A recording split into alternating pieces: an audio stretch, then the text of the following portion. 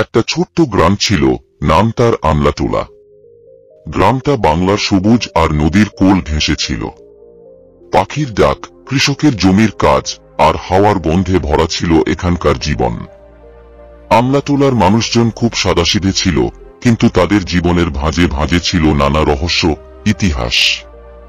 এই গ্রামের মধ্য দিয়ে একদিন প্রবাহিত হতো মহানন্দা নদী। নদীর ধারে ছিল একটি প্রাচীন বটগাছ, যাকে সবাই গ্রামের প্রাণ বলে জানত। বটগাছটা কেবল একগুচ্ছ শিকড় আর ডালপালায় আটকে থাকা গাছ ছিল না, এর ছিল হাজার বছরের পুরনো ইতিহাস। গাছের নিচে বসে গ্রামের বয়স্করা গল্প বলত, একটা বিশেষ গল্প যা গ্রামের প্রতিটি মানুষকে মোহিত করত। গল্পটা ছিল দেবু ডাকাতের। দেবু ছিল খুব গরিব, তবে সৎ মনের মানুষ। কিন্তু জীবনের চাপ, সংসারের অভাব তাকে ডাকাতির পথে ঠেলে দেয়। প্রথমে সে বেছে নেয় সহজ পথ, কেবল ধনী জমিদারদের লুট করা। সে একরকম গ্রামের রত্ন হয়ে উঠেছিল, কারণ দেবু কখনোই গরিবদের ক্ষতি করত না, বরং সে গ্রামের গরিবদের সাহায্য করত, তাদের মাটির ঘর তৈরিতে সাহায্য করত, খাওয়া দাওয়ার ব্যবস্থা করত। ফলে গ্রামের মানুষ তার পাশে দাঁড়িয়েছিল। কিন্তু একদিন দেবুর সামনে এক ভয়ানক সন্ধ্যা উপস্থিত হল। সেদিন সে জানতে পারল যে তার ডাকাতি করা ধন সাম্রাজ্য গ্রাস করতে চায় খুদকার জমিদার বিজয় ঘোষ। জমিদার নিজের সৈন্যবাহিনী বাড়াতে চাচ্ছিল, আর গ্রামের সকল জমি জবরদখল করতে চাইছিল। দেবু তখন আর ডাকাত ছিল না, সে ছিল গ্রামের রক্ষাকর্তা। সে সিদ্ধান্ত নিল যে বিজয় ঘোষকে প্রতিহত করবে। গ্রামের মানুষজন আর দেবু একসঙ্গে মিলে রণকৌশল সাজাল। গ্রামের প্রাচীন বটগাছের নিচে রাতে গোপন সভা বসল।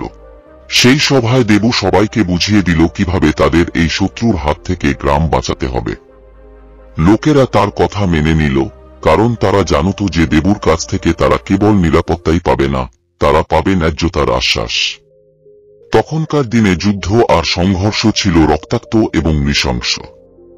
এক রাতে বিজয় ঘোষ তার সৈন্যদের নিয়ে গ্রামে আক্রমণ করল। গ্রামবাসীরা তৈরি ছিল, দেবুর নেতৃত্বে তারা বটগাছের নিচে একটি অদৃশ্য পর্দার মতো প্রতিরোধ গড়ে তুলেছিল। কিন্তু জমিদার বিজয় তার বাহিনীকে নিয়ে বটগাছের নিচে এসে পড়ল। যুদ্ধ শুরু হল। সেই রাতে গ্রামে মাটির রং হয়ে গিয়েছিল লাল।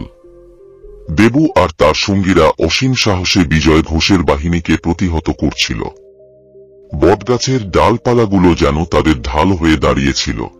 দেবুর হাতে ছিল তার প্রিয় তলোয়ার, যা সে একসময় এক জমিদারকে পরাজিত করে পেয়েছিল। সেই তলোয়ার দিয়েই সে বিজয় ঘোষের সৈন্যদের একে একে পরাস্ত করছিল। কিন্তু হঠাৎ করেই বিজয় ঘোষ সামনে এসে দাঁড়াল। সে ছিল অত্যন্ত শক্তিশালী এবং নিষ্ঠুর। দেবু আর বিজয় ঘোষের মধ্যে ভয়ানক যুদ্ধ শুরু হল। কিন্তু বিজয়ের শক্তি এবং ক্রূরতা দেবুর সাহসকে খানিকটা কমিয়ে দিচ্ছিল। ঠিক তখনই ঘটল একটা অদ্ভুত ঘটনা। বটগাছ থেকে আচমকা একটা শিকড় বেরিয়ে এসে বিজয় ঘোষের পা জড়িয়ে ফেলল। বিজয় ঘোষ স্তম্ভিত হয়ে পড়ল, তার চোখে ভয়ের ছায়া। দেবু এই সুযোগে তার উপর ঝাঁপিয়ে পড়ল এবং এক আঘাতে তাকে মাটিতে ফেলে দিল।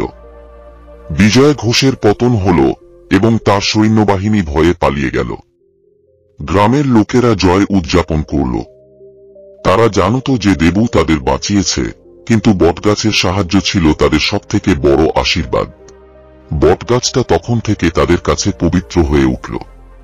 গ্রামের মানুষ বিশ্বাস করত যে বটগাছের মধ্যে আছে কোনো প্রাচীন আত্মা, যে তাদের রক্ষা করে। এরপর থেকে দেবু ডাকাত আর ডাকাতি করল না। সে নিজেকে গ্রামের পাহারাদার হিসেবে ঘোষণা করল। সেই দিন থেকে গ্রামের মানুষও তাকে অন্য চোখে দেখতে শুরু করল। সে হয়ে উঠল গ্রামের নেতা। তার মৃত্যুর পরও গ্রামের মানুষ তাকে ভুলতে পারেনি। দেবু ডাকাতের নাম আজও বেঁচে আছে গ্রামের মানুষের মুখে মুখে।